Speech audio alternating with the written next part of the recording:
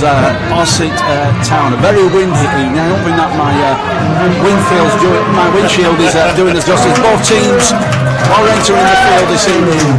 Farsley Celtic versus Colne. It's Farsley in their usual blue and Colne in their red. A good travelling support. The Red Army out in support just behind that goal to our left hand side. And we're expecting a fantastic game of football this evening. Looking at the team news, Farsley Celtic in goal, Graham McKibben. Number 2, Aaron Hardy. Number 3, Chris Howarth. Number 4, Peter Davidson. Adam Clayton, number 5. Aidan Saver, number 6. Lewis Nightingale, 7. Richard Marshall, 8. James Walshaw, 9. He scored a few goals. He certainly could be a danger man this evening for Farsley. Jordan DC, number 10. And Paul Walker, 11. On the bench for Farsley this evening, we've got Ryan Watson, Nathan Turner, Chris Atkinson, Ross Daly and Tom Morgan make up the bench for Farsley. As for Colne, Steve Cunningham's gone with Gregory Harley. Fantastic save at the weekend against Draws, and it was flying into the top corner and somehow he managed to parry it away. He's in goal this evening. Chris Lynch, number 2, Lee Pugh and Alexander Coleman for Mark Ayres, 5. So it's Coleman and Ayres centre backs. Could have their work, could have a busy evening, could have their work cut down this evening, but I'm certainly that they're going to be up to it for this evening. Looking through the midfield, Simon Nangle, the captain, Phil Dean, Jack Lynch, and then up top you've got Jason Hart, Connor Gold and Michael Morrison. It's going to be an interesting evening. Certainly if someone like Jay Hart can be on song, Dave, he's going to have a couple of chances this evening. Yeah, absolutely. I'm just interested how they're setting up here. We're going to be, as we're looking at the pitch, Farsley going to be playing from left to right. That's got the strong wind behind them, but also I noticed in the knock-up at the start of the game there's a low sun dropping down to our left, and the goalkeeper Gregory Hartley is going to have his work cut out in this first half, because at least for the first 15-20 minutes or so he's going to have a low sun and a driving wind in his face, and can say that Farsley are playing a bit of their local knowledge there, but a home advantage in that first 20 minutes. Yeah, certainly, Dave. And just looking at the bench for Colne this evening, Spencer Jordan, Joe Garvin, Oliver Wood, Adam Morning and Thomas Turner make up the bench for Steve Cunningham this evening. I'm hoping you can hear us. I'm hoping we're coming out loud and clear on Drystone Extra this evening, bringing you live match coverage from Farsley. Yes, between Farsley Celtic and Colne, the semi-final of the playoff, to see who can play either Scarborough Athletic or Ossett Town for that place in the Evo Stick Premier Division next year. Massive prize on offer for these teams. Absolutely, and obviously a step up to the next division, which contains some fantastic teams. So yeah, great prize on offer this evening. Get through to the final, and we are off, and it's next season.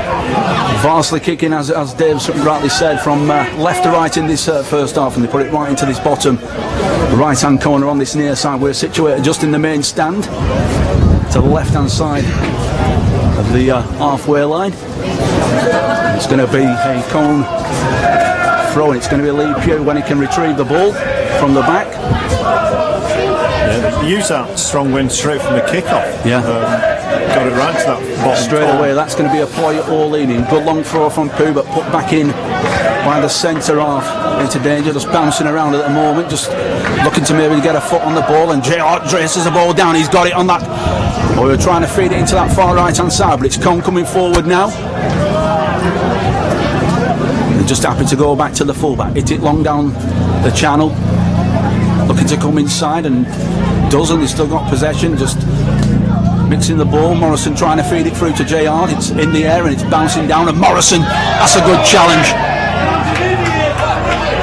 But the referee for this evening, that's James Bell, the referee, he's did that to be a foul, and it will be a free kick, and Farsley come out just in front of us on this halfway inside the on half, out to that right hand side into the feed on number 7, looking for a nice 1-2. Morrison just mopping up at the back on this near side, looking to feed it down this left hand side into Jay Hart. Goes for a nice 1-2, but unfortunately dispossessed, and Farsley have the ball. They're coming forward now with James Walshaw, and Simon Nangle just decides to play it back to his keeper, who plays it out first time. He's certainly got some distance on that ball, and I'm not sure if he he got the nearly knocked him out. Got his tray of chips. He's off back to the counter for another tray. I don't think he's going to get him for free, though, is he? That's the problem.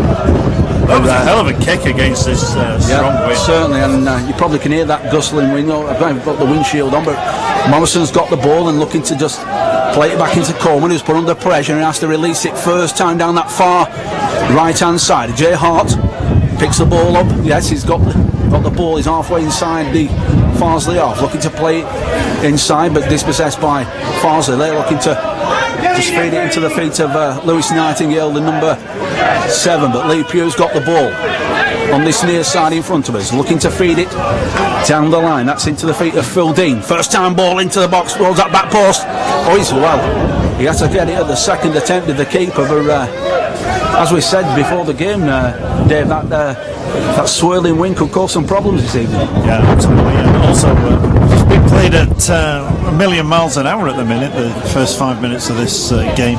But I'm sure things are going to settle down, and Colne have probably had best of the first 5 minutes. It's been quite positive in these opening stages for Steve Cunningham's team, but it's a ball for Farsley down that far left-hand side, bouncing around. Morrison takes control, and I'm always happy when Morrison has a good early start, because he's one of the key players, and I think it's going to be a battle won in midfield this evening. Playing a long ball. Yeah, it's bouncing around again, and they're trying to get the ball over the top of Farsley and cause some problems for the back line of Colne. It's rolled all the way through to McGibbon. He's happy just to take a little breather there in these opening stages. Like I say, the first couple of minutes was frantic pace, but it is a long one though, and it's asking a question or two of Lee Pugh. He does get his head to it. Nangle jumps up, it's bouncing around, and Morrison puts his foot through it and gives chase for Jay Hart, but he's just a little bit too much on it, and it goes all the way through to McGibbon. But good early start for Colne if you are tuning in. Good evening, thanks for joining us on Drystone Extra this evening, bringing you uninterrupted coverage of this match between Farsley and Colne FC in the semi-finals of the Evo Stick North Division 1 fixture. Bouncing around, he needs to release the ball, does Coleman. He's bobbling around, he hasn't managed to get the ball out of play, but eventually does, and it's a dangerous area to give the ball away, but it will be a throw-in. Probably just almost level with the 18-yard box over on that far left-hand side. Looking for inside, looking for a flick on. It was Nightingale who was looking to get the flick on to head it towards the box, but it will be a Colne throw-in now. It's Alex Coleman who just goes across to that far side just to probably try and get some distance on this ball and just alleviate some of the pressure in these openings. Ever a good start though for both sides. Yeah, absolutely. That ball that just went out for a throw-in could quite easily have gone for Colne, so I thought throw-in was a good result for Colne. Yeah, well, it's bouncing around, and it's released by Farsley. They're only into the path of Lee Pugh, who finds Philip Dean down this near side, wearing number 7 tonight for Colne. Didn't play at the weekend, I don't believe, but he is back in the starting lineup. They're looking to hit it long, they're looking, and he miss-kicks it, and they're always looking for Nightingale on this near side. Lee Pugh needs to release the ball, he does, but he puts the captain Nangle under trouble, and it's Farsley with the ball on this near side now. It's into their number 9, that's Walshaw. Dispossessed, but they do win the ball back, and they recycle it to Farsley. They're inside their own half, centre circle. Number 4 with the ball, that's Davidson, plays it across on this far near side. It's Nightingale, number 7, out to the full-back, that's Hardy. Goes long, trying to hit that channel, and doesn't, into the feet of Walshaw on this near side. He's shepherded well from Pugh, but he's going to try and slice it, and fortunate for Colne. Well, they did have the ball, but it's into Farsley, and they're working it well on this edge of the box, causing some problems for Colne. Just need to regroup, and well, it goes for the bit of a snapshot on the trying left-footed and high-wired and Hansen, as they call it. Absolutely. Number 11 there, Paul Walker, tried a shot just from the edge of the box. It cleared the bar, it cleared the big netting that they've got at the back of the ground as well. So, well, we are situated next to Tom Feeney, football correspondent in the non-league. Tom, what do you make of the opening encounter? Yeah, I think Colne will be happy with the way they've started today, because it's been a very good going for them for the first 5 minutes. I think chances are going to be at a premium with this, the way Farsley defend. So for Colne, it'll all be about trying to get them on the break as the game goes on. Brilliant, Tom. Thank you very much for your time. We're going to be catching up with Tom a few times during the course of the evening. As he said, chances probably will be at a premium, but a good start for both sides, and JR just pulled up again, but causing all kinds of problems for the back line of Farsley at the minute, and that's probably the playing like a lone striker role this evening is Jason Hart, isn't it? Yeah, like I said, they're going to struggle getting the ball up this left-hand side of the field. You can see now for this free kick, the goal kicker has come 3/4 away out of his half, launched one to land in the box. Yeah, well, Colne have dealt with it well. Morrison, who took control, that headed straight out. It's bouncing around, it will be a throw-in. We're thinking of doing a throw-one, but just been slowed down by Phil Dean, just telling JR just to calm down a little bit and get a breather, reshave and get some red shirts forward. Going to be a long one for Pugh. He's looking into the box, looking for the flick on, and it's down in this bottom left-hand corner now, and I'm not sure whether it will be a throw-in to Farsley. Their bottom left-hand corner on this near side, looking to hit it long. It'll be Aaron Hardy to take it, does go long, and good solid header there from the captain Nangle, and he's got to get a throw in for his troubles. But that's what they want to be doing, Dave. They want to be, if you get them down here, just pen them in their own area. Absolutely, but when they get a ball up this end, which is what they've done at the minute, they also need to get the numbers up here, because just one or two players isolated, they're going to get the ball taken off them, and it's one big hoof down the other end of the pitch, and they're in trouble again. So they're doing well, getting the numbers at this in the attacking quarter. They are, and it looks like it's going to be a long one right in front of us, halfway inside the Farsley half on this near side. Long one from Pugh, looking for the flick on, tries to get the flick on, and it's Michael Morrison again, just mopping up out to Pugh. First time into the box, that's a good one, that's a teaser. It's bouncing around and Farsley do clear. Coleman wanted to put it back into the mix on, looking for Jason Hart, runs free into Dean. He were looking for the shot, but decided to just check back into Pugh. Goes inside, that's a good ball from Pugh, nice. Well, they were looking for a free kick, and the referee, I've got to say, good decision from the referee there. He had no need to do it, all he needed to do was feed Phil Dean in with that ball. Yeah, I don't know what he thought he was doing there. But another player who's had a good start as a full-back. Every opportunity he gets to venture forward in support, he does do. Yeah. The ref wasn't Phil there though. He's gone out for a goal kick. Yeah, and it's McGibbon with a long one, going central, looking for the likes of Walshaw. But he's sniffed out by Michael Morrison, looking to put his foot through it, and he does over the top, looking for a nice one. That is a good one. Just put a little bit too much purchase, but the idea was good. Only just though, yeah.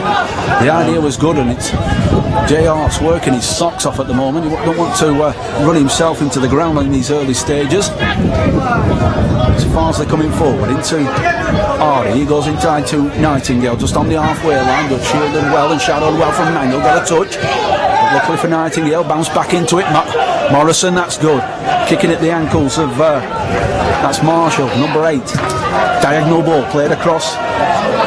Looking for that diagonal ball, but Lee Pugh had it covered and was happy to still let the ball roll out. But a good entertaining opening 10-15 minutes there. Absolutely, there's been action at both ends, and like we were just saying, that Colne probably had the best of the last 5 minutes or so, getting a few more numbers further to the attacking quarter, and that last ball there from Farsley was just down the field, nobody there, just went straight out for a goal kick. That's a nice one from Morrison, getting involved in everything that's positive for Colne at the moment. Bouncing around, Nangle, good, solid header, play on, good decision from the referee, plays it diagonal across towards that far side, with the ball's all the way out, and unfortunately Colne goal couldn't keep it in. But the midfield partnership of Morrison and Nangle at the moment are doing quite well. Yeah, so well, there's nobody really taking an upper hand there in that midfield part of the pitch. It does seem to be at either ends, and again the goalkeeper here and hit the goal kick, and it's going well deep into another header from Morrison there, good solid header, but Aaron Hardy's in the central position looking for Nightingale, and Pugh almost got his pocket picked. He decided to go early and intercept it, but missed it. So it will be a throw-in. Nightingale with the ball on this near side, shielded well from Pugh. Going to be a good tussle this evening with them two. Play it back into Hardy, but closing down well a Colne. Back into Nightingale, looking to feed it, and Morrison gets back into J. Hart, tries to knock it round the corner, and unfortunately, but he's isolated. You know, he gets the ball. There's no one within 20-30 metres of him. No, this is the trouble I was saying earlier. It's all right getting the ball up here, but if there's just one or two members of the team in this attacking quarter, they're going to lose the ball very quickly. They are, and it's Farsley coming out on that far side now. Played, is it? Inside to the middle. They're happy to put it across into Hardy. Seen quite a lot of ball in this opening stages, so is Nightingale. Feeds it in, trying to play it round the corner for Walshaw. No, he's not going to get that. Played into Phil Dean. No, he makes it look easy. He just goes round the side of him, looking to go long, but J.R. didn't read that at all. He was looking for the long ball, and he decided to play it short. But Colne doing well. Ball played through the centre. That's a difficult one, but it's dealt with very well indeed by Chris Lynch.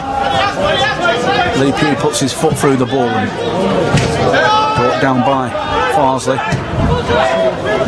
It's number 4, and that's Davidson just plays it back to his keeper, McGibbon. If you are just tuning in, just joining us this evening, I can tell you it's Farsley Celtic 0, Colne 0, semi-final of the Evo Stick North Division 1 fixture.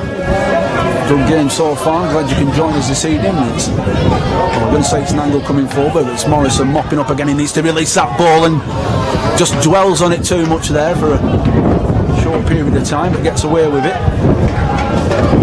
Bouncing around this on the far side, just in front of Steve Cunningham, who's shouting for a throw in there, but it's not gone his way. It will be Farsley throwing out on that far side. It's Haworth to take it, and intercepted well by Gore. Play it back again, very tight over there, that far corner, and in the end the referee decides it will be a Colne throw-in, and it's going to be Alex Coleman to take it. The centre half is going over on that far side. He's taking all the throw-ins this evening. Is it? Yeah, I haven't noticed. Obviously Pugh's taking the long ones on this side. Yeah. But yeah, he's just found a long ball, but it's very tight, a bit sloppy. It will be a throw-in for Colne, just inside their own half on that far side where the dugouts were situated in the main stand here at I was going to say the Colne faithful, they sound like they stood next to us, but they're over in the far corner. Yeah, they've been fantastic all season of the Red Army. Sloppy from Morrison for the first time, but Pugh puts his foot through it and just angles it towards the edge of the box on that far side. J. Hart, tight angle, looking to feed in goal, and unfortunately just sliced the ball, and it will be a throw-in. It will be Haworth to take it, the left back for Farsley, going for the long one. Good solid header there from goal, and just gets himself back into position. Steve Cunningham shouting some instruction out towards his troops, but he'll be quite happy with the opening stages of this game. It's a long ball over the top for Farsley, looking down that far left hand side, but the ball's got too much purchase on it, and it'll go out for a goal kick, and then a much welcome breather there. Yeah, actually it's quieting down a little bit. We were saying in the first 5-10 minutes being played at 1,000,000 miles an hour. Last 5 minutes, game started to settle down, take a little bit of shape, and it's very evens at the minute, 50-50. I would have thought. Yeah, it certainly is. That's a tremendous kick there from the Colne keeper. Looking out to that far right hand side, one ball over the top, and It's dealt with well. It's bouncing around in the centre circle. No, that's a good refereeing from the man in the middle of the scene. That's James Bell, the referee for tonight. It's played into Aaron on this near side, knocking it around well. Farsley into Nightingale. Back to Aaron Hardy. He gets dispossessed. It's Jay Hart got the ball. Well, he had the ball. He's got the ball again. He leaves it for Morrison. Nice ball over the top. It's a teaser. He has got the legs, and it's the number 5, Clayton. He manages just to angle his header back to McGibbon in the Farsley goal. No, he dealt with that well. He did initially, though, Dave. I didn't think there was enough purchase on the ball. I didn't think it was going to make it. But there's a ball over the top. That is a teasing one, and it's the number 2. It's Chris Lynch who just manages to intercept it, get his foot to the ball before a forward for Farsley come in. I think it's Walshaw in the middle. As David Adams was telling us all about him, wasn't he? Got his credentials. Morrison's got it. Nice turn from the number 11 into Pugh. He hits it long, looking for Jay Hart. Good solid header, but I'm going to say good from Phil Dean, but he's chasing all the way back and putting them under pressure. And they've had to go all the way back to their defence. Bringing it out, it is Clayton, number 5. Looking to go inside and interceptor. That's a bit sloppy there from the centre half, and it's Phil Dean looking for a 1-2 with Jay Hart. Dean's got it back again on this near side, number 7. Looking to go down the line. And he's not going to get it, and they need to stop doing that, Ducon, because they've got all the possession. They have no need at all to get involved in that kind of game. There was nothing wrong with it. That was good refereeing, I thought. Absolutely. I mean, he left the ball and stepped across it. But the thing is, the more and more that they try and do that and bring that into the game, the less chance the referee's going to give them anything. Not going to be fooled tonight. He's having a good game so far, I have to say, the referee. Yeah, he's had a very good game. You see him, it's bouncing around. Someone needs to take ownership of that ball, and he's climbing all over the back of Morrison, but the referee says play on. Looking to release the ball. It's taken into that corner and put under pressure, and it's Farsley's number 8 with an absolute cracking tackle. That's Richard Marshall. It breaks free. It's Nangle coming forward now. Just need to make some momentum down this far right hand side. Played into the feet of Golden, number 10, looking for the 1-2, and I think Nangle wanted it back, but it will be a throw-in, and it's in a very good position. Yeah, and again they've got the numbers up. They've 4 in the box, or just on the outskirts of the box. Of 4 up, 5 now, taking the throw in, and that's what they need, the numbers up here. It's Colne to take it. Wasn't the best of throw-ins. I was looking for Jason Hart, never even reached him, but long ball from Farsley straight into the path of Colne again, and that's a waste. It's gone right through into the hands of McGibbon in the Farsley goal, and a wasted ball there. Yeah, we just said the pack, the box got 4 or 5 players up there, and then just the delivery or the throw-in just wasn't good enough. Went straight to the left back from Farsley, and that was the end of that attack. Yeah, well, it's hit long by the Farsley keeper down that Farsley left. Picked up by Farsley again, looking to get the ball back into the box down that far side, bouncing around. You can hear the Red Army in full voice this evening. It's gone through. Just need to shield that out, and I'm not sure if the keeper gave him a shout, but certainly needed intercepting, and it will be a corner.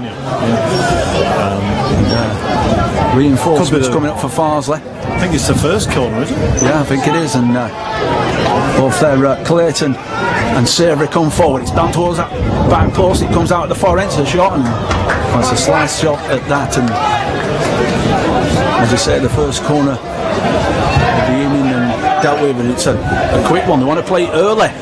It's over towards Jay Hart. Even if he gets the ball, there's nobody in support, but Colne do have it. Hit it long over the top. A bit of a wild one. It bouncing around, and Jay Hart, can he pick up the pieces?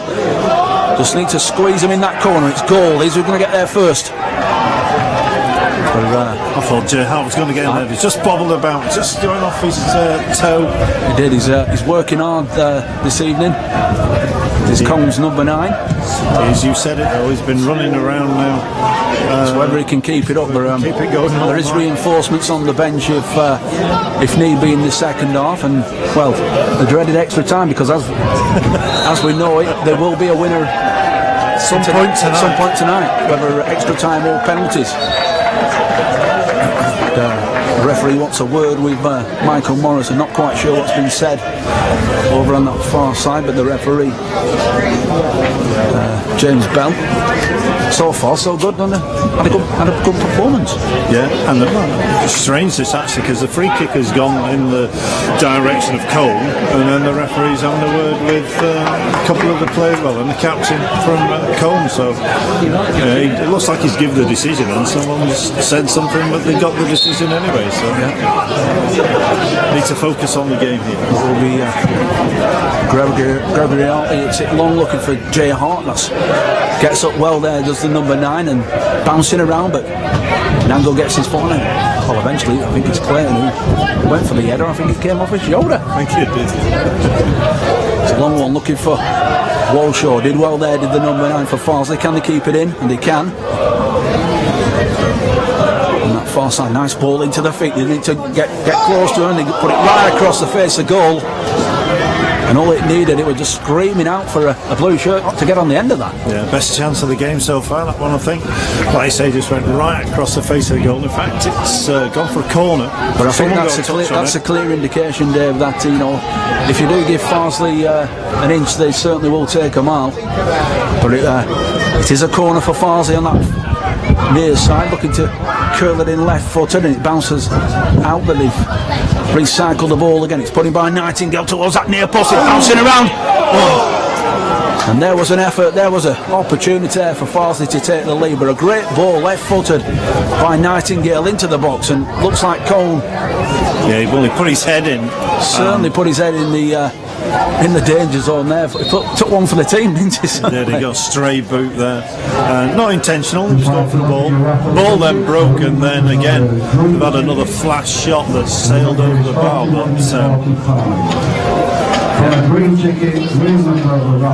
Certainly have, and I'm just going to get a few more words with Tom Feeney, non-league correspondent, of course, presenter on Radio Yorkshire. You've seen a lot of Farsley this season. What do you make of them so far this season? What's impressed you about Farsley, Tom? Well, I tell you, the two main dangers they've got going forward is Lewis Nightingale and James Walshaw, and Wally there gets into the right area. He's been there, done it so many times, and a little bit unlucky there just with the deflection that takes place. But you've got to say, so far, I'd say Colne with the happier team. They've certainly been the team getting forward the most, but there it is there, just James Walshaw, one chance, you give him that, he can take it. I was saying to David, that just a couple of passes and the ball across the edge of the box, just screaming for a Farsley shirt to get on the end of it. Yeah, and that's the whole thing there, just that little bit of, if Lewis Nightingale makes that run, and I've seen him make that run in the past, if he makes that run, it's 1-0 and the game completely changes. Has Nightingale always played for Farsley? Has he been a Farsley player for quite some time now? Well, he basically had to spell at Darlington at the start of the season, but he wrote Farsley before that, and then he's come back to Farsley. So he's a player who I think he's, could easily play in the National League North. He's got the ability, just needs that break. Because from what I've seen, every single opportunity that Farsley get, they're trying to get it out to this right-hand side at every opportunity, aren't they, into the feet of Nightingale. Because he is such a good player, he gets a lot of assists as well, he does get some goals, and he's so tricky. And I think Pugh's realised he has to get close to him, he almost needs to get in his shorts. Well, that's the thing, that's the problem, is if you get too close to him, he's very good at getting past you, so he's such a nightmare to defend against. Cheers, Tom, thanks for your time. Going to catch a few words quite a few times during the evening with Tom Feeney, non-league correspondent. But Farsley coming forward, the referee says no free kick, and he's happy to keep the game flowing. I must admit, I'm very impressed. The ball played over the top, looking for Phil Dean, but another good piece of refereeing there, Dave? Well, 2 lively challenges went in, but the ball was going on dangerous for Colne there, and the referee played advantage both times, but rightly, in my opinion. Sadly, it came to naught, and Farsley pressing again. Yeah, they are, and it's right-hand Farsley, the fullback, looking to feed it in, and they need to get goal side the Colne. They're just stepping it up a gear at the moment. Corner again, third Farsley, corner now, another I think. corner. Just beginning to turn the screw a little bit, Farsley. They are, and everything positive at the moment for Farsley. It's coming down this near side, as Tom was saying, through the likes of Nightingale looking to feed in Walsh, but it will be a corner on this near side. Going to be Nightingale, left footer, just to swing it in right underneath the crossbar, and Gregory Hartley's going to have to be on some. It's bouncing around, it's all over the place, and it's a goal. It is a goal. 1-0 for Farsley. I'm not sure who got the final touch. We'll find out in a minute. But danger. There's a corner from this near side. It was Nightingale left-footed in. There's a ruck of blue shirts in there.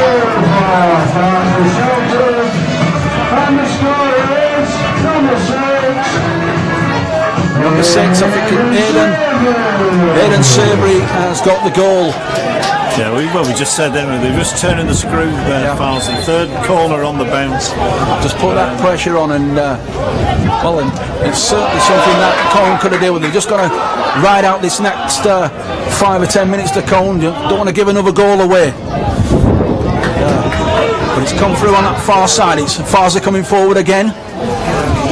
It is the number 9 of Walshaw looking to get it across the box. It's a miss kick by Morrison. Just need to steady their heads at the moment, the Colne, but it's put back into the mix at the back post. And they'll be happy just to get a breather. Just need to regroup the Colne. And Cunny's shouting something at his team. But they certainly just need to calm it down. Yeah, but again, they were looking dangerous there, Farsley, moving the ball right across the park, and that ball in there just could have gone anywhere to some extent. Eventually just cleared the head of the centre forward and went out for the goal kick, but again looking dangerous. Settle it down. It's a long ball from the Colne keeper, bouncing around, and just need to. He did keep his eye on it. In the end, did Chris Lynch, but it's gone out. He will be throwing to Farsley on that far side. An injury in the middle of the park to a Farsley player. Just getting some treatment. If you're tuning in this evening, I can tell you it is Farsley 1, Colne 0. A goal from Aidan Sabry separating the two teams. It was a corner played in from this near side, a left footer corner from Nightingale. It bounced bouncing around in the box, and the final touch, a bit of a tapping. Yeah, it could have been in any one of about 3 or 4 players. No wonder we couldn't tell who it was straight away. They all count because they were rubbing his hair as they were walking back to the centre spot. But could have been anybody. Not that in, but I don't know. I think that Colne, Farsley are playing the conditions, and if it's 1-0 at half time, Colne have got this wind in the second half.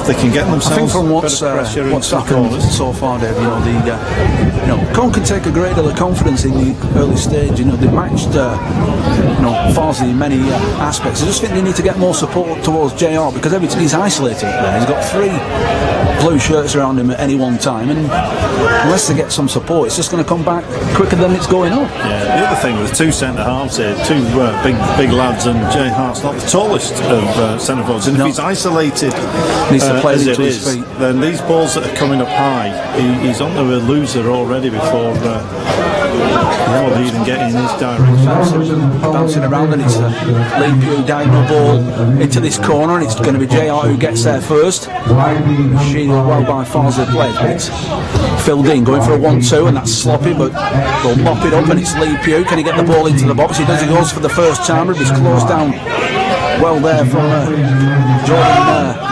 Deesa. Intercepted again from Dean.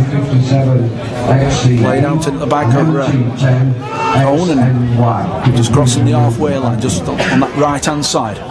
Played into the capsule Nangle. Good diagonal ball over the top, but it doesn't make it into the path of Nightingale. A very dangerous figure. Goes for a diagonal ball over the top, and he kept his eyes on that, did the centre half for Colne. Not quite sure what happened, but the referee's not having anything of it. But it was Phil Dean who said that he was caught in the back of the calf. There will be a free kick on this near side. They're looking to get some bodies in the box. Will Colne on this opportunity. A few players going forward. Chris Lynch, one of them, moving forward. Coleman going forward as well. Pugh going forward. In fact, Pugh is going to take it. It's going to be Marquez towards that back post. Can they get a red shirt on it? But Farsley do clear the lines. Only as far as Pugh, but he's at his pocket peaked. It's gone across towards Walshaw now. They're coming forward in numbers of Farsley out on that far left-hand side. They're looking just to shield that ball out, but they don't. They're giving some space to get the ball in the box. Need to close him down. It's played out on that far side. Going to go for the shot. It's a good effort. And a good save there from Gregory Hartley in the Colne goal, but a nice piece of play on that far left-hand side for Farsley, and he took a crack. Yeah, it was a good shot, I think. On target as well, from well outside the box. Goalkeeper had to be alert. Certainly did, and it's bouncing round, and it's number 8, it's Marshall with the ball, plays it across to, nearly intercepted it there, but they do get away with it. It's a full back for Farsley coming forward, halfway inside the Colne half. They need to close them down, and he goes for a 1-2 and gets the 1-2. We're looking to put it on his right-hand side. Farsley just happy to keep possession and just frustrate Colne a little bit, and they do keep possession well, and it's Walshaw again. His tall figure there is the number 9, plays it out to number 4, takes a ball back, goes diagonal across in towards Hardy, and unfortunately for him couldn't keep the ball, but the idea was a good idea, but unfortunately Aaron Hardy had run a good 30 or 40 metres for that ball, and unfortunately couldn't keep it in. But, like you say, it has been a good start, and apart from that goal, I was just looking at the clock there, so it's about 30-35 minutes on the clock, so good, maybe 10-15 minutes, had a bit of injury time, and a couple of players gone down, so certainly you don't need to concede another goal, but Colne need to put some pressure on this last 10 minutes. Yeah, but it's Lee Pugh looking for a long one. He weren't looking for Jay Hart, but it's number 6 there. That's the goal scorer Sarah, just happy to put his foot through the ball. Gregory Hartley just almost delivering with the ball. It's a short one, but it's played around the corner, and it's goal number 10 on this near side now. It's play on, said the referee, and the fullback was looking for a free kick, but the referee was right on top of that, and he decided to play on, but it will be a throw-in. Almost level the 18-yard box on this near side. It's going to be Lee Pugh to take it. Need to get some bodies in the box, and there's Chris Lynch coming forward. Quite a few coming forward. Ayres coming forward as well. There's quite a lot of red shirts, and it's a good one for Pugh, right underneath the keeper, bouncing around. Farsley need to clear, and they do. Playing it more with DC. It's kicked, and it's a bit of a wild one there. Phil Dean fancied his chances with McKibben off his line, but it needed to be a good one. He was certainly going to make it. I think that one ended up in the car park. There's a few balls gone sailing out of this, but I'm blaming the wind. But it is a swirling wind. It's causing some problems, but it's causing issues for both sides. And talking at the car park, our stadium announcer read out a couple of registration plates over it. It's not one yours, was it? I hope not. Well, they shouldn't do, because of course he was chatting to us before the game. We're very friendly. I hope I'm not going out and it's on bricks. We're back to this. It's bouncing around, and it's Farsley coming forward again. Good header in defence for Colne. He pulled out the goal there from Aaron. He needs to get his tackles in. It's bouncing around, and it's Farsley who dispossessed Nangle, and he's got a free kick as well as Nightingale for his trouble. It's just right of the Colne goal, probably around about 30 metres out and probably worth a crack from there. It is. He's got the wind right behind him as well, swirling. If they get hold of this right, get around the wall, the goalkeeper could. There's quite a few be in trouble here.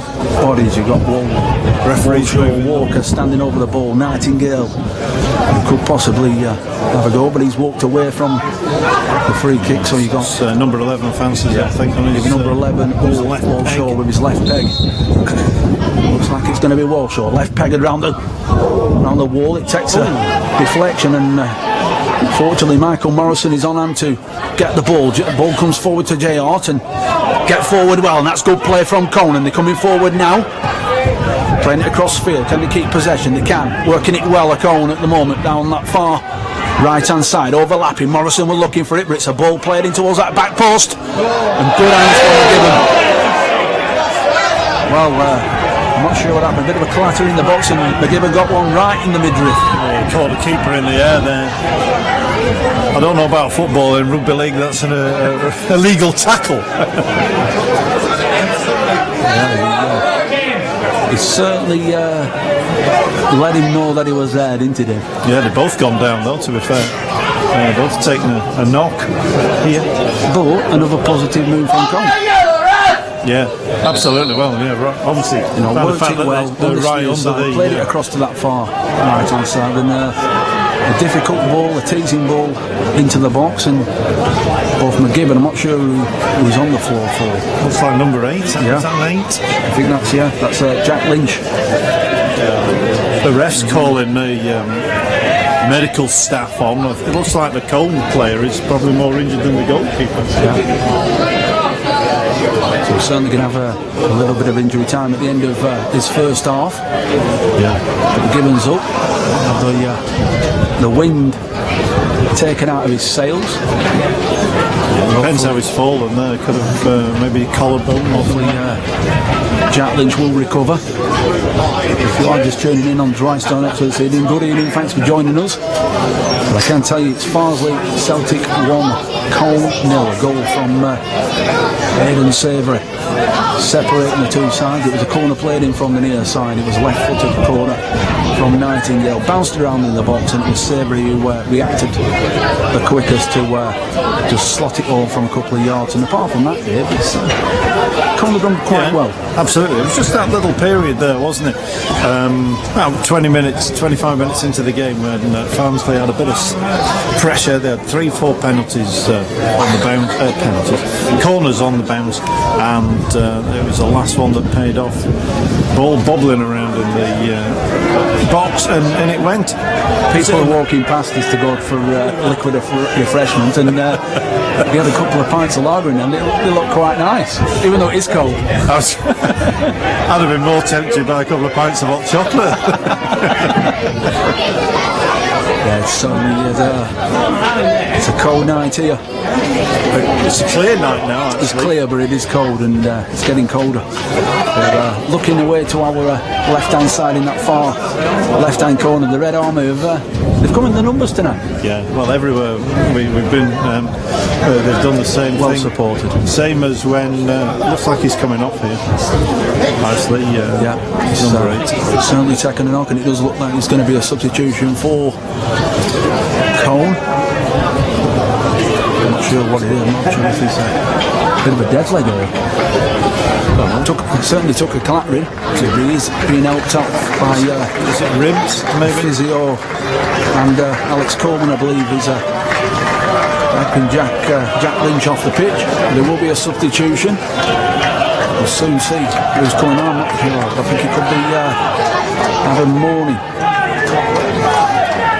number 16. Yeah, it is. Substitution for Colne at Simon of 6. Simon Lingo. Yeah, well, he's on.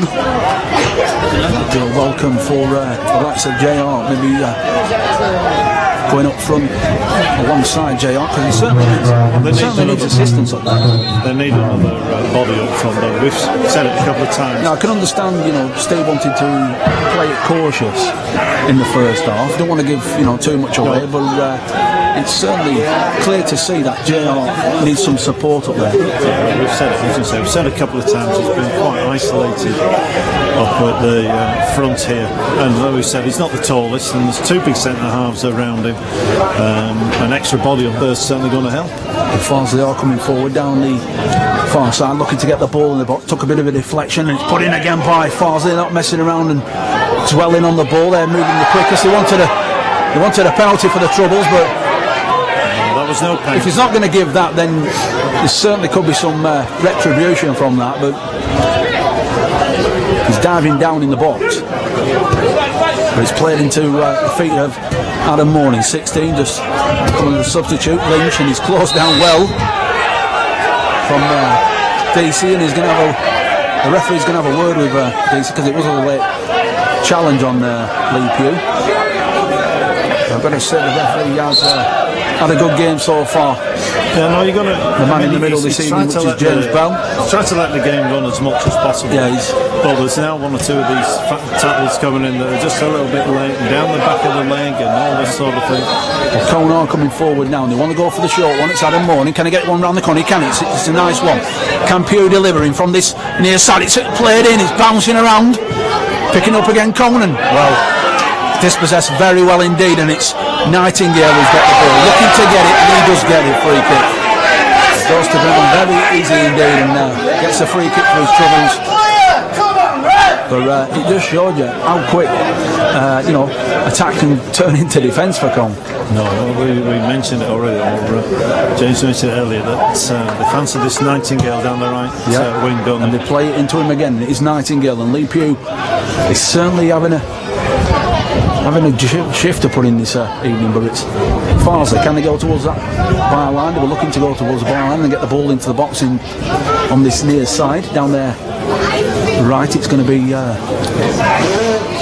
Aaron Hardy to take it. Goes for the short one, plays it into the feet, gets it back. On centre forward, I think that's into the feet of the number 11 Walker. It's a nice ball over the top. Keeper comes, Gregory comes, bouncing around. It's number 2. It's number 2 for Farsley Celtic. Not the best of goals. And it's come down this right hand side again. Nightingale involved. A cheeky ball over the top. It's played across. Gregory Hartley came out. I'm not sure where the keeper was going because it was in no man's land. I suppose he came out. It was the centre half, number 4, who went through. He had to go through and try and block it off, but he just got there first. That was Davidson. Nodded it across to the middle. And as David Adams once told us, he told us before we arrived here to watch James Walshaw, and he's the man who's got number 2 for Farsley. As I say, he was Johnny on the spot. He just nodded it across. There's a lot of work for Steve Cunningham to do at half time now, Dave. Absolutely. It's exactly what we said they didn't need just before half time. Was the second goal going in. Yes, they've got the wind and that in the second half. They haven't got the low sun, that's dropped now. But 2-0 down is going to take some catching back up, I think.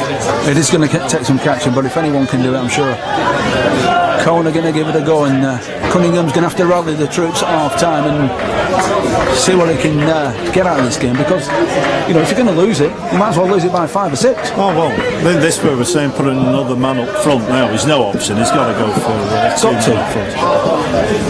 we've said it a while. We're looking at it now. If the ball comes forward for Colne, it's Jason Hart on his own. The ball's bouncing around, and it's Farsley coming forward again out on this right hand side. It's a goal scorer, Walshaw, in the thick of the action, and Nightingale again just drops that shoulder towards the right hand side, going for the cheeky one, and he's caused all kinds of problems this evening as just when number 7 run down that right wing there, and he just skipped through down to the byline for what Colne certainly didn't need is another one. Certainly not. It will be a goal kick for Colne. It long goes central, does Hartley this time, but it's a blue shirt who gets there first. 3 minutes out of town, as you can hear. Announcer. That's what we've got before half time, and Steve Cunningham will be looking to regroup, get his side in there and see what he can sort out. And hopefully have a different second half with a bit more firepower up front. Yeah, like I say, he's getting the option now. It's like we said it before the kicked off. It's like a cup final. There's no point in going home leaving something on the table. You may as well throw it all in, and I'm sure Steve's going to do that at half time. Definitely, but it was quite to see. Michael Morrison had a great first 20 minutes, and this latter 20 minutes, 25 minutes, he's gone very quiet in the centre of the park there, and so is Simon Nangle. Yeah, true enough. Again, they're attacking on this. Attacking every opportunity, trying to get it down this right-hand side, and centre they're doing it time, they're knocking it around with a great deal of ease and confidence of Farsley at the moment. It's changing gear. Played it out towards the full-back, into the feet of Dacey. He puts it across the box, and it's Coleman who finally just gets a touch and just happened to put it out for a corner. So the half-time whistle can't come soon enough for Colne. Just think they've done this a couple of times this half, where they just upped the pace a little bit, the pressure's turned up, and both times so far it's resulted in a goal. Let's hope that this last corner maybe. Well, it will be a corner. We don't want this one going in. It's played into across the box, and it's another header, and it's bouncing around. It has gone in. I'm not sure if has it been given. Yeah, it's been given. Farsley Celtic 3, Colne 0. Not the best 45 minutes in the managerial appointment of Steve and Cunningham. A lot of work to do at half time now, and another dreaded corner. Just haven't been able to defend at corners game. And these, I've just said it actually, it's attacking again on the right hand side. That's the centre half, Davidson. I'm not sure who scored that one again, but it's one of these big lads again at the back, and Colne can't handle it when that ball's coming across, especially from the corner. Certainly can't. It's going to take a great deal of character now from the Colne guys when it's Lee Pugh trying to get back and defend, but it will be a goal kick. We're just looking to get the lads in because they look absolutely shell-shocked at the moment, the Colne. They don't know what's hit them. But what has hit them is some quality play from number 7's Nightingale. Delivery. There's a whistle for half-time. As you say, it's currently 3-0 to Farsley Celtic against Colne, and Steve Cunningham got a lot to do at half-time.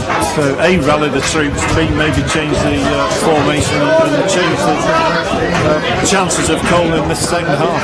Farsley fans are clapping their players in, they're very happy. It's 3-0 at half-time. I do apologise, I'm just being I'm squeezed. I'm being assaulted here, but it's alright. Two of them guys actually from the FA. Are they? Yes.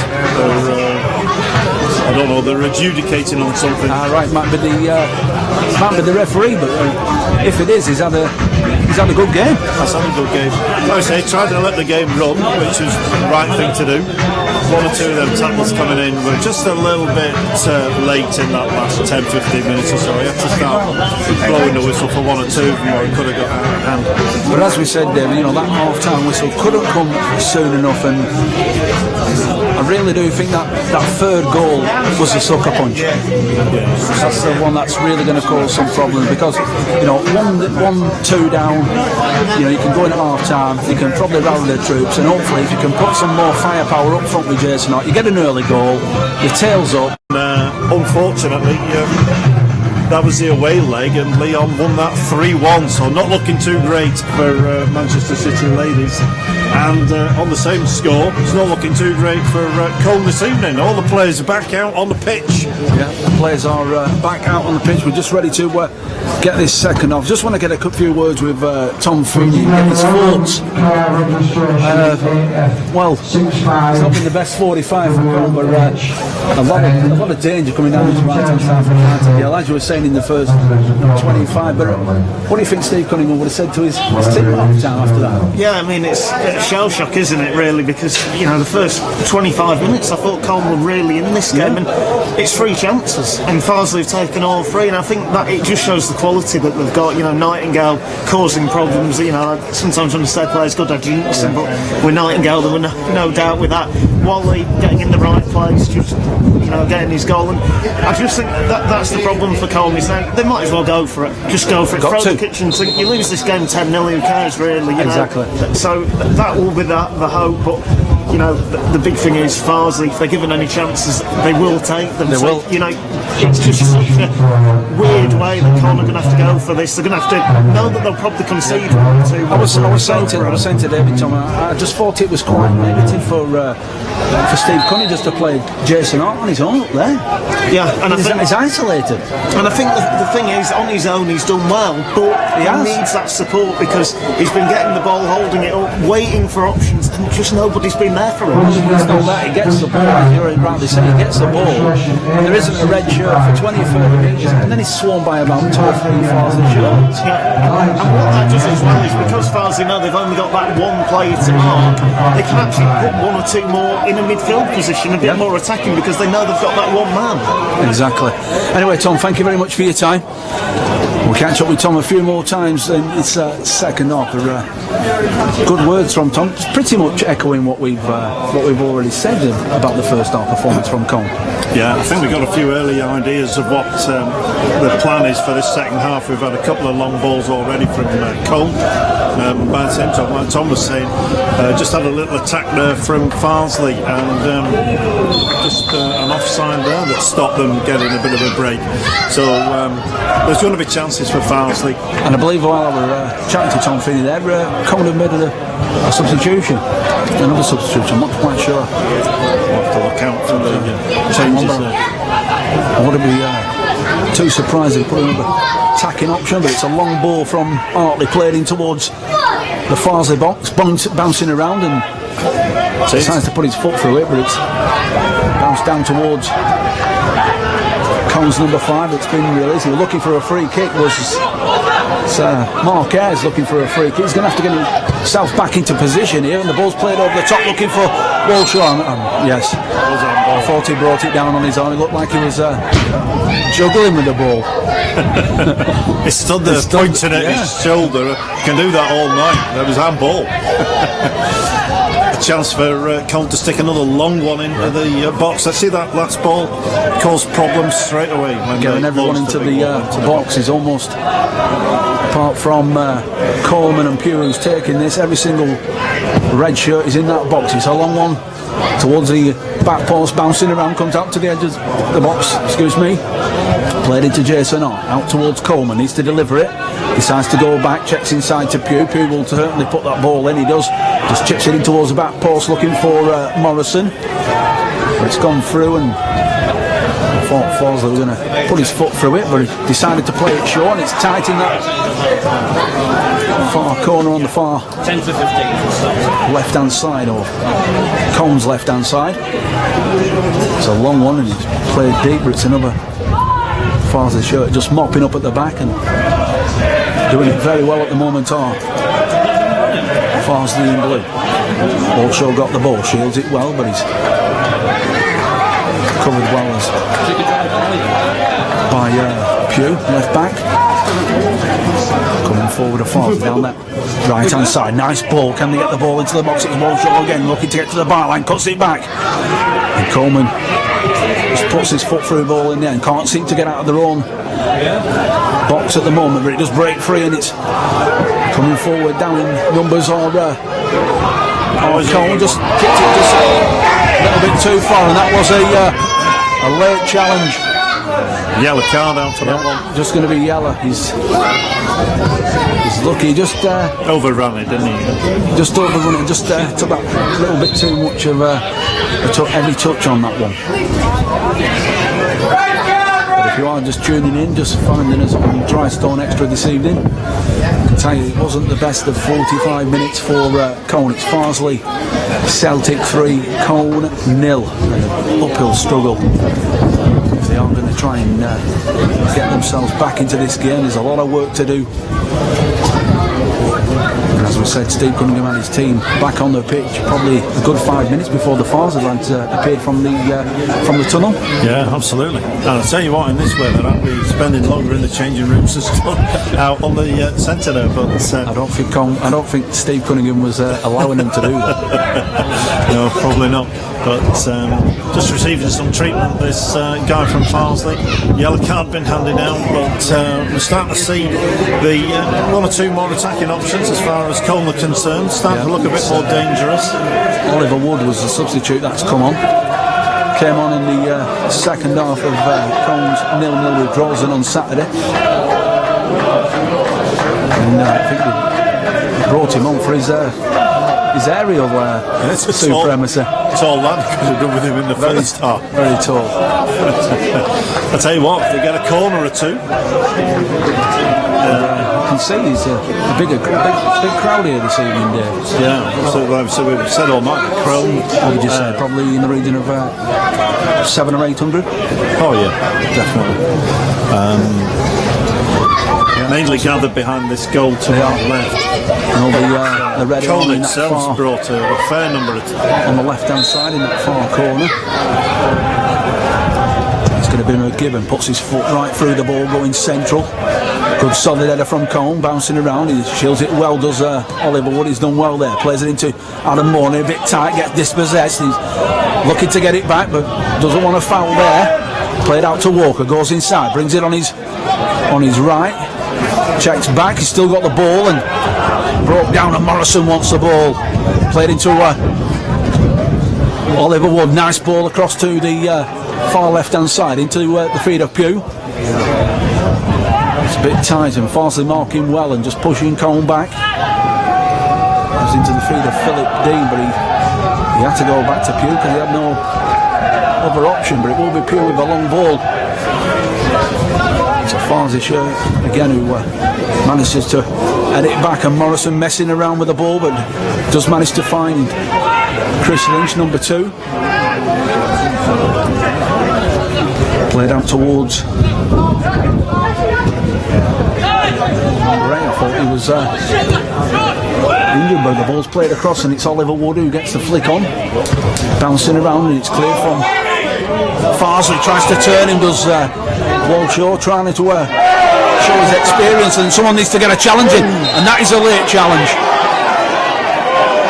That's certainly a late challenge from Walshaw.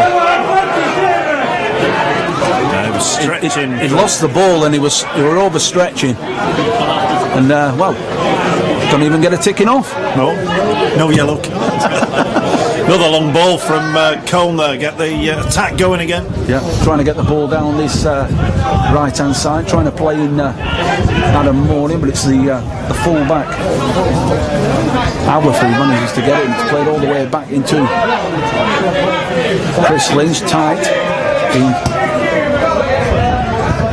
being marked very well by Farsley. Might have been closed down every chance. Colne want to try and come forward. They've been closed down with blue shirts in numbers getting behind the ball.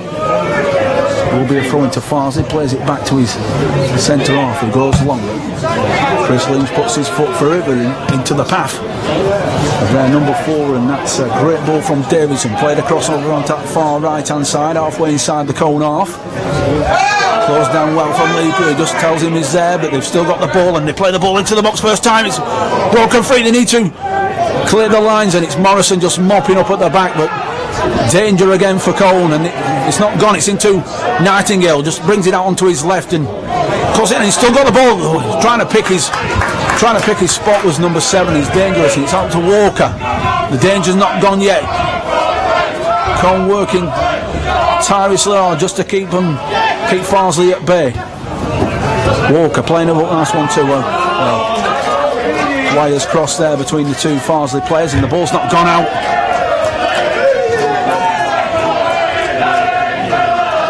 There's Marshall and Walker trying to play a nice one too, but nice ball from Marshall. Walker just wasn't reading it. Colne again causing more trouble for themselves. Yeah, well again, just the fact that this has gone out for a goal kick is an example of that. They should have cleared the lines a lot earlier than that. putting themselves under pressure. Yeah, long ball from the Colne keeper, Walker. Goes down this near side, and that's a good ball into our number 3-4, Farley. He puts the ball in for Farsley from this near side. They're looking for a blue shirt to get on the end of it, and fortunately for Colne, there was nobody there, but come forward now to Colne. Playing out towards Lee Pugh. He goes long, looking for the likes of Hollywood. Nice header back into the path, going for a 1-2. Can he get to the ball? And well, he does. He's done very well as the number 15, and It's going to be a free kick. I thought he pointed for the corner there. so did I, in the way that he was pointing towards the corner flank. But it will be a free kick to Farsley. Waiting for a corner now. It's just great to see the Red Army in full voice, even though their team are down by 3-0, still in full voice over on the far side. And they've been a credit to Colne all season, haven't they, Dave? Oh yeah, been everywhere we've been. When we headed over to Prescott Cables on that freezing cold day, that made this seem tropical. But they turn up in the numbers over there. It's fair old drive. I'm sure our colleague Mr. Stuart Maguire is listening this evening. I hope he is. He'll be joining us soon, because of course we've got another big game to cover, and that's Barnoldswick Town versus City of Liverpool at Fleetwood on the 16th of May. That could be cold. See the wind coming straight off the Irish Sea there. I'll buy you fish and chips if you're looking. But it's Colne coming forward now. Coleman into Morrison, just trying to make things happen as the number 11 for Colne, but they're still in their own half, and it's played out towards Pugh. He's going to hit it long, I said, but he was trying to put it into the feet of Adam Mooney. It breaks free into Morrison again, just trying to work it. Just keeping possession, and every single Farsley shirt behind the ball, keeping the shape. Very disciplined performance this evening from Farsley. And it's Phil Dean played into the feet of Morrison, looking for a 1-2 round the corner for JR. Goes for the shot. It's a slice in the end, and not much of a shot. It was Phil Dean with the last shot, but a mile wide. Yeah, not going to trouble the keeper from there. We saw from Farsley what's going to cause trouble. Actually, the ball into the box. Well, the way that I see it, we saw it there. You saw about 7, possibly 8 passes from Colne, and Farsley were quite happy for him to do that. Yeah, what they said at half time, the conversation taking place in the Farsley changing rooms, big deal difference from the one that was taking place in the Colne changing room, and they can do that, can't they? They've got 3 on the board. Certainly can, and it's a long one for Colne, but it's into the full back. It's Alworth, Chris Alworth, number 3, played long, looking for the lights on as well. Coleman got sucked in, and it's Walker. Whoa. That was lucky for Colne, because he could have fed his colleague in there, but it's Colne coming forward now, and it's Oliver Wood with the ball. It's going diagonal, tries to slice it through towards JR. It's bouncing around. Can he get a shot in? Oh! And that's really the first offering of the evening from Colne, and unfortunately couldn't keep it down and couldn't keep it on target. No, I mean, it didn't look too far away from here. It was a good snapshot, but always rising, and probably cleared the bar by a foot or 2. But as we say, probably the first real attempt of the evening for Colne. Yeah, first one on target. If not all evening, for quite a while. But it's certainly a positive step.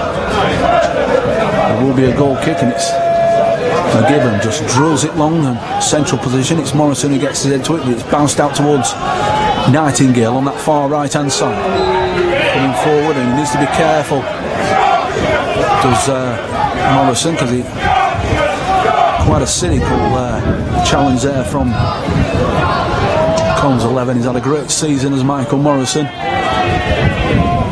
can keep him at the club, and if Connie can keep this team together, then and then build on that, then they certainly if they don't make it this time, I'm sure they're going to be knocking on the door next season. Oh yeah, certainly got nucleus of a good squad here to progress well in this level. So I was just watching what happened. Progress what well in this league next season, sort of thing. Maybe one or two additions through the closed season. But, as we say, you know, the first season at this level, David, to get in the playoffs in the first place is quite an achievement for Steve Cunningham's Colne. Well, yeah, absolutely. I mean, he said this when you interviewed him when we were at Prescott Cable, just mentioned that. At the time, he was saying, you know, a good run of games could get them into the playoffs. I'll just break off on that, Dave, because it's Nightingale with the ball as well. No, he wanted it. Oh. And he's got it as well. He's gone to ground over on that far side. He was going back out towards the corner, and it's been chopped in the box, and I believe it will be a penalty for Farsley, and that this would just certainly put this game to bed this evening for Colne. There's one fan from Cole trying to put him off. If you look at him in the stand. Well, is that Richard Marshall? Is that the number 8 who's going to be stepping up? Looks like it. This will be all over if this goes in. Well, Gregory Hartley's got it all to do. It's just waiting for the referee to blow his whistle, but it will be the number 8 for Farsley to step up, right-footed, and it's a save. Excellent save down to his right-hand side. Fantastic goalkeeping from Colne's Gregory Hartley, and it needed to be. And well, he's given him a little bit of a lifeline. Could be the game breaker we were looking for. Maybe the tides will change at this. I'm going to say he didn't take much of a run up, did he? Marshall there, number 8. It was like 2 steps and a shy. Well, usually you get half a dozen before. But the danger's not gone. It's a corner, and well, it's put into the danger zone, and they're very good at that at Farsley. And the danger's not gone just yet, but it is now, because it's Lynch who put his foot in. Adam Morning coming forward down the left-hand side, looking for support, looking for a nice 1-2, and it's just overrun and a bit too much there. But an excellent save there from Gregory Hartley. Fantastic save down to his right-hand side, and that most certainly would have been over if that had gone in, David. He's kept him in the game, hasn't he? With that, kept him in the game. I know it's 3-0, but it has kept him in the game. I was just thinking then, if they could just turn this attack here into a goal, gone, you know, a 4-0 down they were looking at, to 3-1 would be a big turnaround, but balls sailed through for a goal kick with almost pressure. Yeah, it was a ball there, just played over the top by Michael Morrison, just looking to chip it towards that right hand side, looking for Adam Morning, and it's gone all the way through for a goal kick. Graham McGibbon's not in any rush to get the game underway, but solid kick from the keeper, good solid kicking all evening from Farsley's number 1, headed down by Oliver Wood. That's a nicely headed ball into Phil Dean, but he's dispossessed, and that was unlucky. Walshaw were looking to be played in by DC there, just on that right hand side, just a cheeky little layout, and he would have been away, but it's Colne coming forward. Now he's pushed off the ball. This could be interesting. Yeah, this could be interesting. It's out on the left hand side, about 25-30 yards from goal, and well within range for a shot. Yeah. But again, this is what I'm saying. This is where the goals have come from. Numbers of bodies. I actually watched a position like this, and JR has got dual registration with Nelson, who have been relegated. It was the same kind of position on a Tuesday night at the Silent Night Stadium against Barnhorswick Town, where he scored right-footed from here into the top left-hand corner. Now, if you can the substitution recreate here. that. Number 7 for Colne. Phil Dean is 14 coming on that Joseph Campbell. Phil Dean is making way.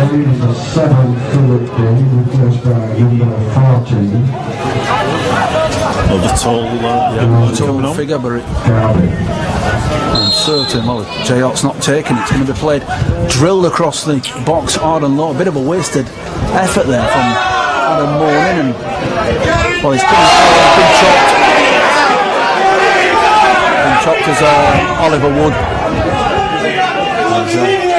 He's taking one for the team, but Nightingale, absolute dynamite every time he gets the ball. He's causing problems, isn't he?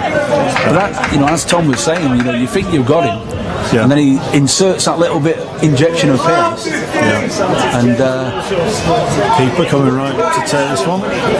Virtually on the halfway line. He will be taking it, and he'll be looking to get it in, but he's left it for his colleague. He's looking to get it in towards the penalty spot, looking for the likes of Walker and Force. He did look for Walker, but Walker didn't keep his eye on the ball. Now you see it, now you don't, and it went underneath his foot. Slipped under his foot. I think they'll give him that here at Farsley, because he's had a good evening as the number 11. Yeah, I'm just looking at the clock. We're about halfway through this second half now. The score still remains 3-0.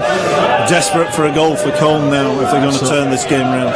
Certainly are, and it was a flick on there for Wood, looking for Morning again. Farsley bring it out, and Chris Lynn's just happy to put his foot through it, trying to put it back in towards the danger zone, bouncing around, but cleared by Walker into Walshaw, number 9, experienced player. Been around the non-league scene quite a while. It's breaking free. Jay Hart trying to control it, and he's not had the best of Nightingale again. Second half. Nightingale just steps inside, brings it out onto this near side now, just linking up, brings Walker into play. He'll be looking towards the byline, but goes back inside, played in towards Walshaw, laying it around. Walker back into Walshaw. Out to the full back, just knocking it around. Need to get a challenge to Colne. Looks like Joe Garvin could be going in the book, right in front of the main stand here. That was a foul from the Farsley attacker. The initial. He went in with his studs up, and I'm not quite sure what the referee's going to do with this, but it was a late challenge. It's Walshaw who's gone to ground, and the referee James Bell having a few words with Joe Garvin. But they were knocking it around with a great deal of confidence now, and I think that's what frustrated them. Yeah, it was him who'd lost the ball in this, saying this, knocking it around, and then I don't know. I think he's looking to get a free kick for this. Could have gone the other way. And they will have a free kick, and there'll be no rush to take it either. Colne just needs to keep their heads up and just keep fighting for every single ball. And really, this time you don't want to get ready for time, because I suppose you'll carry him on to next season. Yeah. I mean, obviously these Farsley don't want any suspensions. Looks like they're going through to the final, doesn't it? Well, it will be Nightingale will be looking to put this in towards the penalty spot. It's not a bad ball, it's bouncing around, and Colne don't deal with it. And that's been an issue all evening, but it is cleared eventually by Colne, bouncing around. Oliver Wood gets his head to it. Jay Hart trying to get the ball, but he's surrounded by at least 2 or 3 players. He's still got the ball. Can he get the shot off? He can. And it's a good save from McGibbon, and it's, well, I say a good save. It was a good save, but the defence were just a lack of communication in there in the box, and it's still Colne got the ball. Morrison plays it across over to that far side into Lee Pugh. Plays it into the channel. He slips on the ball. I think that's Adam Morning who slipped at the last minute. But a good opportunity for JR, and for the first time this evening, they're giving Paul off a good save. Yeah, no, I think it's the second shot that we've had on target here for Colne this half, but neither of them have really been dangerous, have they? more of a snapshot. You made the comment there when Jay Hart made the attack there. He was surrounded by about 4 or 5 defenders from Farsley. Exactly. And he's still looking a bit isolated. He picked the ball up just inside the Farsley half, brought it diagonal across over onto this near side, and he was surrounded by at least 2 or 3 blue shirts and not a red shirt within 15-20 metres of it. It's Farsley who just pump it forward, and Morrison dispossesses him. He's had a good early second half, very much like the first half, and then went quiet in that second period of the first half. Number 11. Very windy conditions here now at Frostleness, Newlands, the home of Farsley Celtic. If you are just tuning in, that's a nice ball played over the top of Adam Morning. It's just gone all the way through. The wind has taken it right through into the midfield and McGibbon. But that's what we're going to say. If you are just tuning in, I can tell you it's Farsley Celtic 3, Colne FC 0 in the semi-final playoff fixture. Northwest. Well, I'm going to say Northwest, but it's Evo-Stick, of course. It's because we're used to doing Northwest counties. Easy mistakes. It is an easy mistake. It is an easy mistake. Substitution for Farsley here now. Number 4, Peter Davidson. He's making way, mopped up everything at the back as the big number 4 for Farsley. Good evening at the office. The assist for the second goal as well. Yeah, so it was a good game. Yeah, a very good game. It was Davidson number 4. He has made way. It will be a throw-in halfway inside the Colne half. We're going to a long one.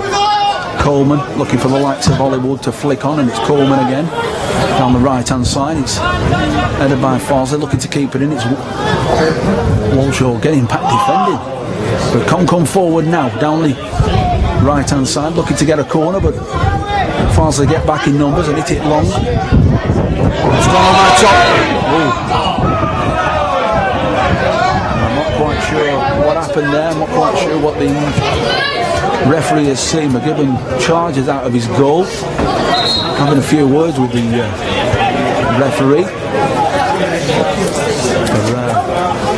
Well, if he's gone down and the referee's seen it, I'm not sure what the referee has seen.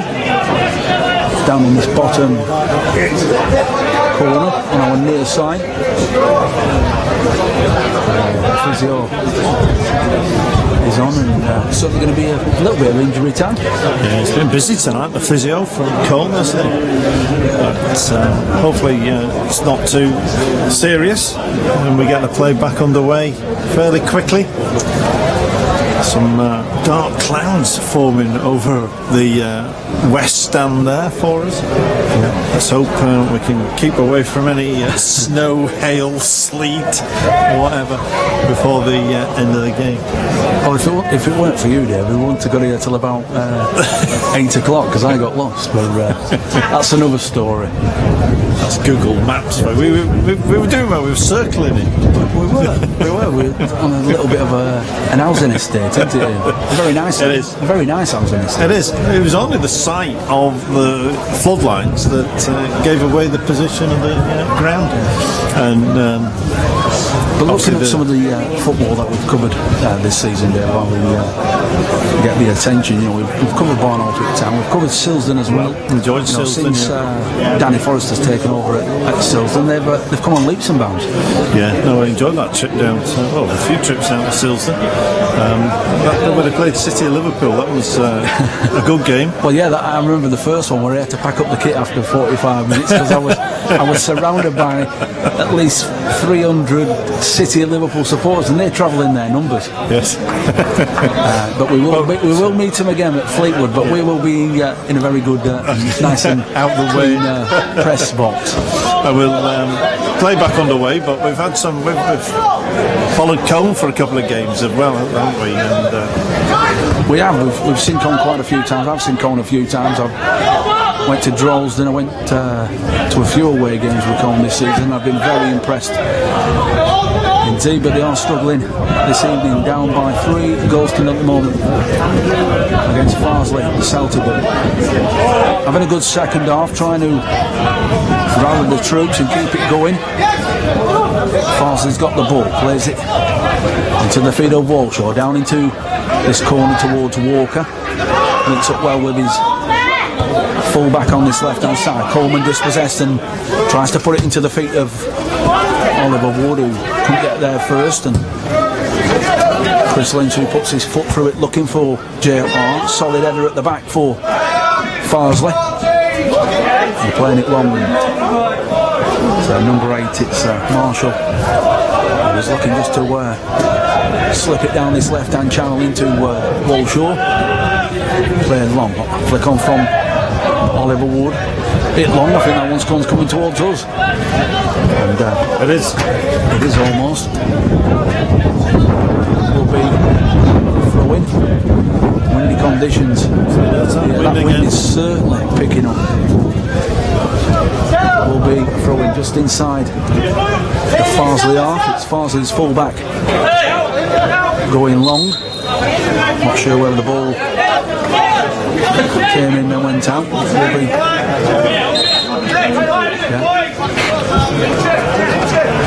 trying to think who that is, going down the tunnel for Colne. Who's taken a knock.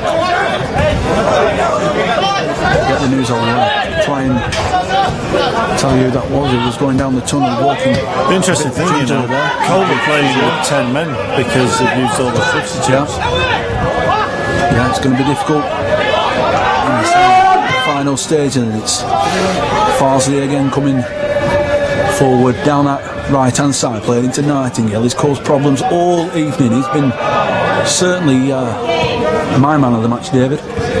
Yeah, he's a good pedigree as well. This guy's not on a bad game either. No, he's played very well and going for the shot. And as you could probably hear that, he's certainly got behind that one.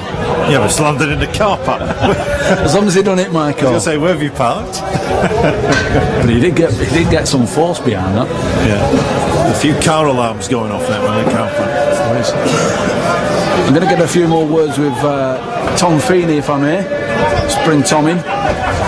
What's next on your bucket list then, Tom? What have you got planned for the next couple of weeks? You've got a few more games planned, I'm sure. Yeah, it'll be on Saturday, it's Guiseley. Tomorrow night I'll be at Emley against Penistone. On Saturday it's Guiseley. I might actually come in then straight from Guiseley to Farsley. How do you do it, mate? Well, I don't know. I enjoy it. I think that's the thing. It's just, you know, it's great as well to see clubs like Farsley doing so well. Walshaw coming up, chips it onto his right hand side. It bounces out and it's Morrison.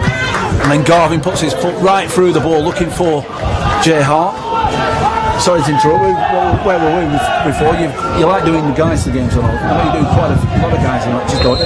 Yeah, and it's a crucial weekend for Guiseley. If they are to stay up, they've got to win basically. So it's interesting to see if the Yorkshire side will win the National League next season. York City currently in the relegation places, and Halifax trying to gain promotion from the National League North. So hopefully there'll be 3 Yorkshire sides in there next season, but there might be 0. But looking at Guiseley, I think Adam Lockwood, since he took over at the club, he's done a sterling job.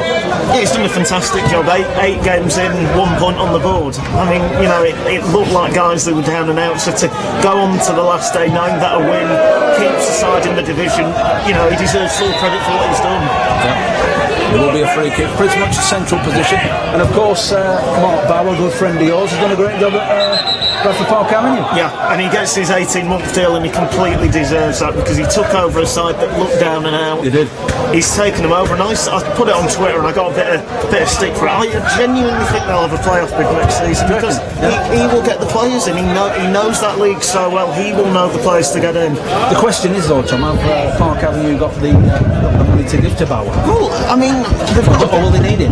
They've got a billionaire owner, so you know, technically they should have that money. And whether that is the case or not, you know, remains to be seen. But I think when you look at what Mark Bauer knows about that division, he will be able to get the players in that he needs. Certainly. So, who do you see coming in possibly in the summer? Is there any players that you believe Bauer might be looking at?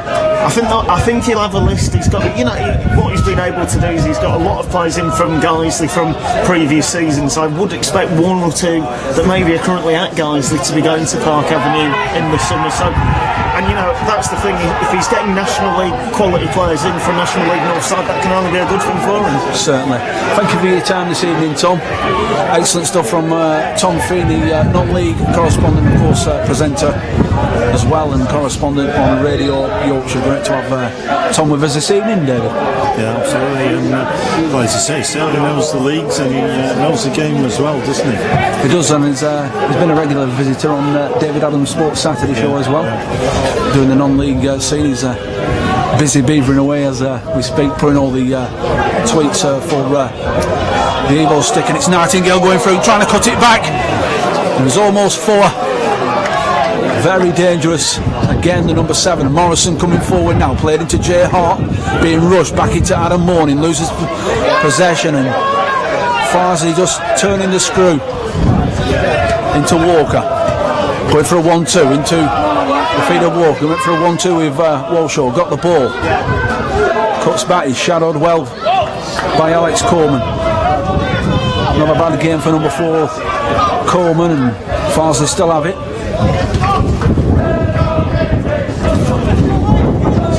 That's Ross Daly, number 7, breaks free. Chris Lynch looking for options through the middle. Adam Morning closed down well, and they're very quick indeed, and it's played to Nightingale. Is he going to get a sniff? He does! And it looks like he's finished off an absolutely fantastic evening for Farsley Celtic. There's a mix-up again at the back. They lost possession. It fell into the path of Nightingale, and from about 15 yards out, no mistake, put it into the bottom left-hand corner, and that should be good night Vienna, really. I think it is. Remember, you've got to remember that Colne are playing with just 9 outfield players at the minute, but Nightingale has deserved that goal. It's been dangerous all night. Yeah. And once he'd skipped past that first tackle, and the goal was always on the cards, wasn't it? He's worked hard. As the number 7 is going to be an obvious substitution. It's going to be number 11, Paul Walker. He's had a good game on the left-hand side for Farsley.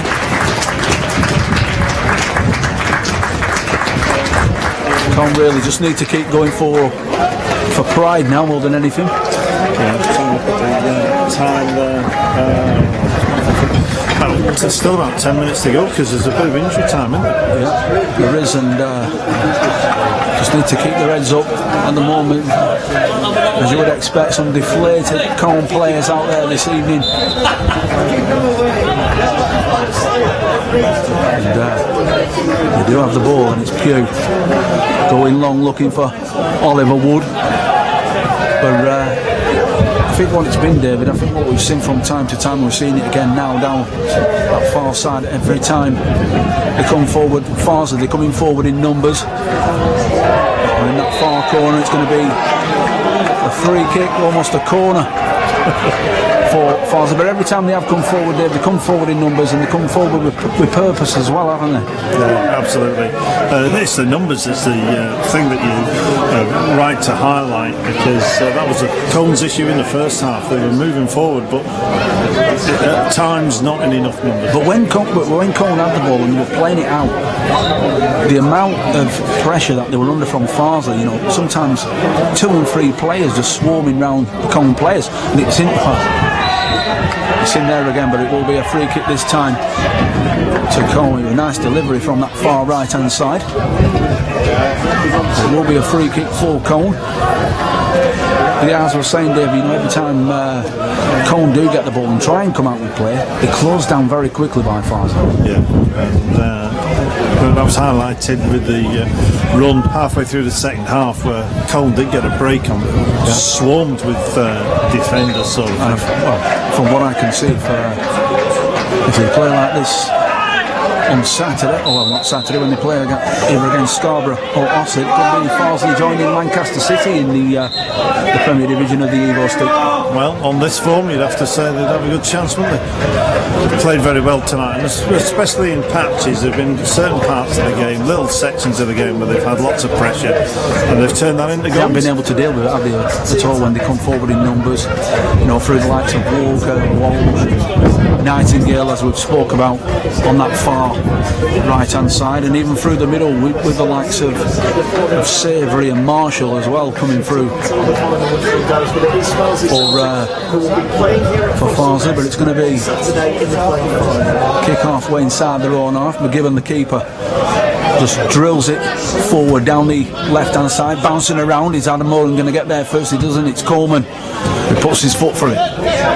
Close down again, and Oliver Wood loses possession, this time into DC, looking for a nice 1-2. It's played in towards the substitute Daly. Back to the full-back, playing triangles down this near side now, playing with a great deal of confidence, as you would expect if you're 4-0 up. Some nice play there down this near side. It's Gregory Arnold, puts his foot right through the ball, looking for Hollywood. They bring it down well, but lost possession. Going for a 1-2 with Nightingale, and it's gone all the way back to Hartley. He's going to have to rush up and play it out, and he does, and close down. They're chasing down every single ball. Every man in blue is putting a really good shift in this evening for the team. Yeah, I mean, like I say, now that they're 4-0 up, you'd think they could maybe take the foot off the gas a little bit, but they're not doing it at all. They're still going, and they're going to go all the way to the end. But Colne have kept going as well. They've done their following travelling support, the Red Army, proud this evening. They carried on going. Gone a bit subdued, a bit quiet, as you would expect, but travelled far and wide in their numbers all season. Done it again this evening. But if you're tuning in on Drystone Extra, thank you very much indeed, and hopefully you'll join us again next season with Steve Cunningham's Colne on the road here on Drystone Radio. We're looking to get out more and more next season as well, so hopefully we'll be able to bring you the best in non-league football, both with Colne, Barnoldswick Town, Silsden, Steaton as well. Of course, big game tonight for Roy Mason's Steaton in the semi-final against Littletown, I believe. Right, okay. You might want to check that result out for us there. See how the guys are getting on. I know that game's being played at Campion this evening. The winners place in the final. Had a reasonable season of Steaton under Roy Mason. As I say now, it will be a throwing. I think it's a throwing, or no, it's a free kick, and it will be Gregory Hartley who just jogs out towards that far left hand side. Hits it long, solid kick, looking for Oliver Wood, bouncing around. Goes long again, Joe Garman this time. Played over the top all the way back. For the goal, and 5-3 at the moment to Steaton. Another goal from Lee Riley. I believe that's about 203, 204 for the number 9 for Steaton. It's a good evening at the office for Steaton, and hopefully a place in the final. 5-3? Is it 5? Yeah, it's 5-3. Yeah. Plenty of goals. Plenty of goals. Boy's going to be having a go at me because I was supposed to be going to that game this evening, and then when this one came up, of course, that isn't the same this took priority. This isn't the same cup final we went to last year when they played Huddersfield YMCA. Is it the same competition? It may be. It may be. Because they made the final last year, didn't they? And got beaten that final. Yeah, they did. And, that was a game that they ended up with about 9 men versus 8. It turned a bit tasty in the last 15 minutes or so. The semi-final, went to a semi-final last week, and unfortunately comms wasn't good, and it's playing through. We had a morning trying to feed in Oliver Wood there, but they dealt with it well. Did Farsley, they're coming forward down their right hand side and got the ball. That that run. They're just happy to keep possession now and frustrate Colne. Colne getting back behind the ball, but Nightingale again is involved in absolutely everything. Can he cut it back from the byline? It's gone out for a corner. And good solid defending in the end from Colne, and it needed to be. Some claiming for handball, though. Talking of future fixtures, when are you on Gibraltar? I am off to Gibraltar, I believe. I think it's the 9th of June. I'm covering Gibraltar versus Cyprus. Excellent. For Live Sports FM. I'm sure we can mention it. Good friends of ours, John Pinfield and Co. But 9th of June in Faro. Because they play their home games in Portugal. Obviously a degree or two warmer for you. Sure will, that yeah. evening. I'll have my short. I'll have my Hawaiian shirt on. Pina colada. And as we say that, it is Farsley coming forward again. It's number 3, and that's Haworth. Trying to get forward at every opportunity this evening. Right into the feet of Daly, into feet round the bend, and that's a good crack across the box. And it's not gone out, and it's gone out towards that far side. It's Nightingale. Oh, comes inside too easily. I'm not sure who it was who just got sucked in there. I think it was Lee Pugh, but Nightingale made it look simple. Yeah, a dangerous player, isn't he? Gone out for a corner. He's going to take this corner himself. Can't be much longer left. 3 minutes. Just having a look on that far side where the fourth official has shown 3 added minutes of injury time in this game here at Farsley Nest.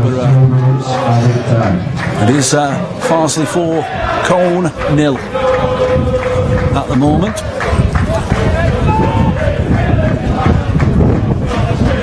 And it's great to hear the Red Army full voice just cheering their boys on. That is a long one. It's coming towards me. Is that one?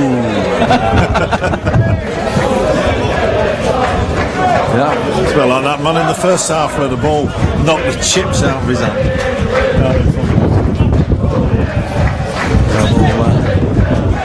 Farsley happy to knock it around. I think Colne will be happy when the whistle's blown here, I think. Yeah, certainly will. The wind is certainly picking up. Certainly picking up. Played out towards the right hand side now. Farsley with the ball, but Colne getting back in numbers and doing very well. And the attitude of the Colne players has been first class, hasn't it, Dave? Oh yeah, another attack here, dangerous attack for Farsley. It is just looking to knock it in, and they've not, like you said, they've not sat on the laurels, they've not slowed down, they've not come down a gear or two, they've kept that tempo going, and always looking for another. Yeah, but I think time's about to run out on us here. Last chance saloon for Colne. He took the free kick and it hit one of his own players and only made it about 10 metres down the pitch. Well, hopefully it's just us who can hear that wind. I don't think it's the listeners this evening, but the wind has certainly picked up. There's a swirling wind inside Farsley Nest this evening. Morris goes up, missing the ball over the top, and he is onside. And it's that man again, he's got the ball, fades it inside. Oh, good save from Gregory Hartley. There's a nice ball down the right hand side. It was Nightingale has got the ball, tried to shimmy inside on his left. That's a late challenge, no malice in that, just be a free kick, but another great move. And coming forward, he tried to cause the offside trap, did Colne, and it didn't work, and it was Nightingale just trying to feed in decent, I believe, and I fear it from Gregory Hartley. If Nightingale was taking that himself rather than try and feed somebody else in, might have been another goal. I thought but he was trying to shove it onto his left foot, and there goes the final whistle. The end of a very, very positive season for Steve Cunningham's Colne. It has come to a end here at Farsley Nest this evening, where Farsley Celtic move on to the final of the playoff. Eagle Stick North Division 1 to see if they can stake a claim and get a place in the Premiership and join with Lancaster City, who got promoted as champions. But Steve Cunningham's got to take a lot of positives from this season, the first season in the Eagle Stick North. It can only be positive, Dave. Well, it's an important point to remember. It is their first season in the league, and obviously to have got through as far as the playoffs, to get just a couple of wins away from promotion in the first season, it's got to be positive. Plenty to build on for next season. Slightly disappointing end to this season, obviously. I'm sure they'd have liked to have gone out on a bit of a bigger bang than what's happened this evening, but on the whole, a very good season for Steve Cunningham's Colne FC. Yeah, definitely.